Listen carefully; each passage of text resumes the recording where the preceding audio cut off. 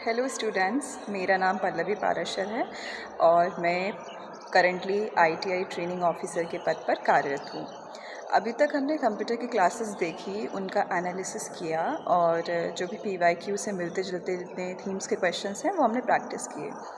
अभी इस सीरीज़ में नेक्स्ट वीडियो है नॉन टेक्निकल में। अब मैं ट्राई करूँगी कि जीएस और साइंस का जितना पोर्शन है, इवन करंट अफेयर्स, उनको थ्रू वीडियोस और शॉर्ट्स कंप्लीट करवा पाऊँ, जितना भी फैक्चुअल डेटा है। आई होप आप लोग टेक्निकल का तो कंप्लीट कर ही रहे होंगे। ये हमारे नॉन टेक्निकल पोर्शन का सीरीज़ है।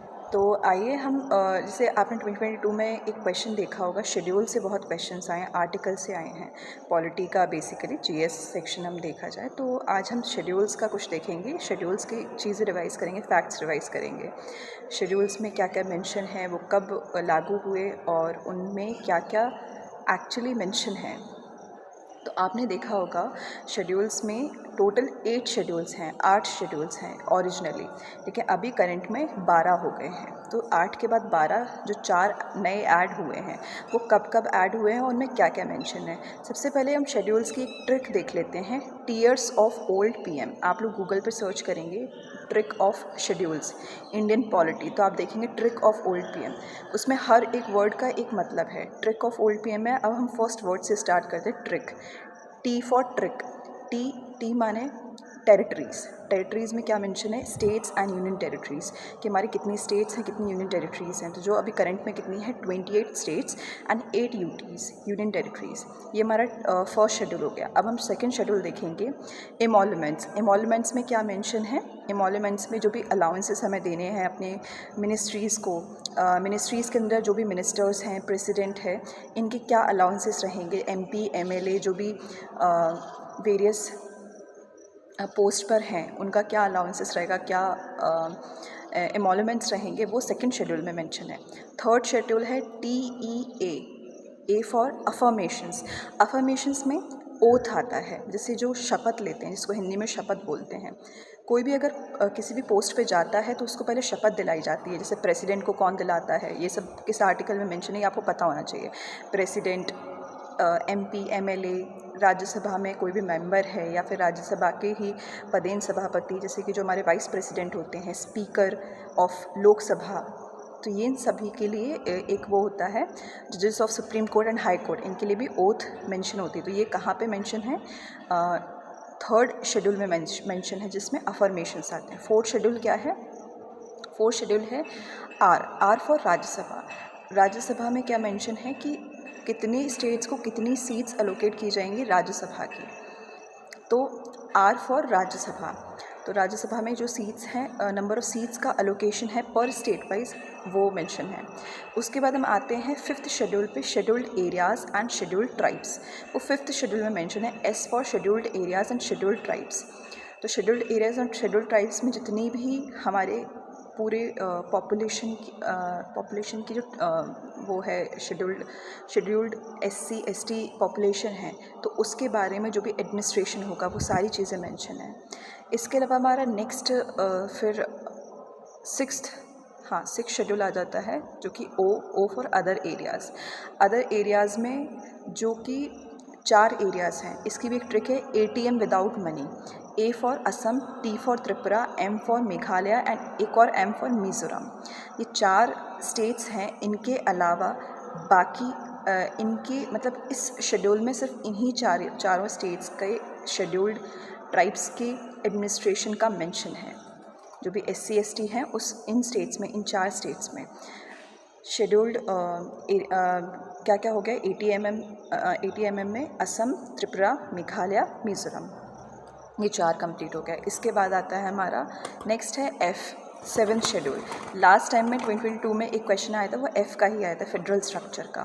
तो फेडरल स्ट्रक्चर में ये मेंशन था कि किस सब्जेक्ट में मेंशन है, मतलब union list, concurrent list, state list. तो फेडरल स्ट्रक्चर में यही 3 लिस्ट मेंशन होती हैं। 3 लिस्ट में डिफरेंट आइटम्स रहते हैं कि कहाँ पे क्या मेंशन है। अगर हम फर्स्ट लिस्ट की बात करेंगे, यूनियन लिस्ट, तो यूनियन लिस्ट में दिया गया है कि डिफेंस और फॉरेन अफेयर्स, ये सिर्फ यूनियन का काम है, इसमें स्टेट भी इंटरफेयर नहीं कर सकता है। जो यूनियन लिस्ट में जो भी चीज़ें मेंशन है उसको सिर्फ यूनियन ही कर सकता है, मतलब इम्प्लीमेंट करवा सकता है थ्रू लॉ। और उसके बाद है state list mention. State list में भी कुछ सब्जेक्ट्स हैं, उनको आप एक बार गो थ्रू कर लीजिएगा, नहीं तो मैं आपको लिस्ट भेज दूँगी। उसमें क्या क्या मेंशन है जो कि स्टेट के लिए बहुत एसेंशियल है, जैसे कि पुलिस हो गया, पब्लिक हेल्थ हो गया, ये सब किस में मेंशन है, स्टेट लिस्ट में मेंशन है। इसके बाद थर्ड लिस्ट आती है कॉन्करेंट लिस्ट। कॉन्करेंट लिस्ट में ऐसी चीज़ें मेंशन है जिसमें यूनियन और स्टेट दोनों मिलके काम कर सकते हैं, जिसको लगे वो दोनों काम कर सकता है। अगर स्टेट को लग रहा है कि मुझे इस प्रॉपर सब्जेक्ट पे लॉ बनाना है अपने लोगों का हित करने के लिए, तो वो बना सकते हैं। ऐसे ही सिमिलरली यूनियन भी कर सकता है अगर यूनियन को लगता है। तो इसमें क्या क्या मेंशन है, एजुकेशन और इसके अलावा मैरिज, ये सब चीज़ें किस में मेंशन है, ये सब चीज़ें मेंशन है हमारी कॉन्करेंट लिस्ट में। उसके बाद नेक्स्ट शेड्यूल है हमारा अदर एरियाज़ हमारा हो गया।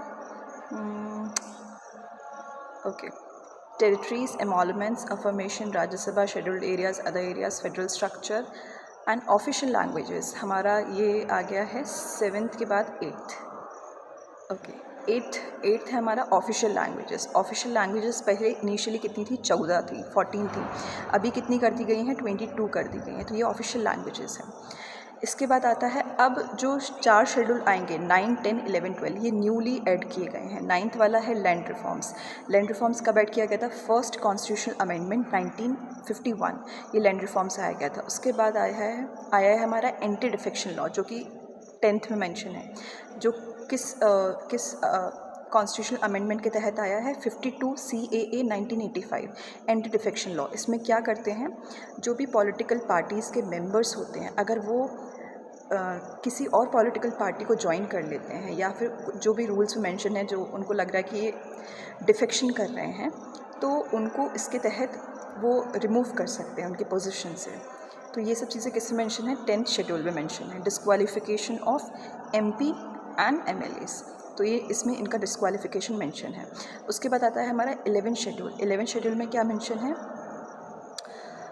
11th शेड्यूल पंचायत्स ये कब आए थे, 73rd CAA 1992 में आए थे, 1992 में। तो 73rd कॉन्स्टिट्यूशनल अमेंडमेंट, इससे पंचायत्स आए थे। इनमें टोटल 29 सब्जेक्ट्स हैं। और इसके बाद लास्ट शेड्यूल है हमारा 12th शेड्यूल, जिसमें जो आया था हमारा 74th कॉन्स्टिट्यूशनल अमेंडमेंट 1992, मतलब 73, 74 साथ में आए थे, 11th और 12th। तो इसमें पंचायत मेंशन था 11th में और म्यूनिसिपैलिटीज़ मेंशन है 12th में। और इसमें कितने सब्जेक्ट्स हैं, टोटल 18 आइटम्स प्रेजेंट हैं। इसके नोट्स मैं आपको फॉरवर्ड कर दूँगी, जो भी मैंने जहाँ से इसको कवर किया है। तो आई होप आपको शेड्यूल समझ में आ गए होंगे। इसके अलावा और हम ऐसे करंट अफेयर्स और ऐसे GS के पोर्शन को कवर करने का ट्राई करेंगे। Okay, thank you so much. कुछ भी डाउट्स रहें या फिर सजेशंस रहें, आप लोग कमेंट्स कर दीजिएगा। Thank you.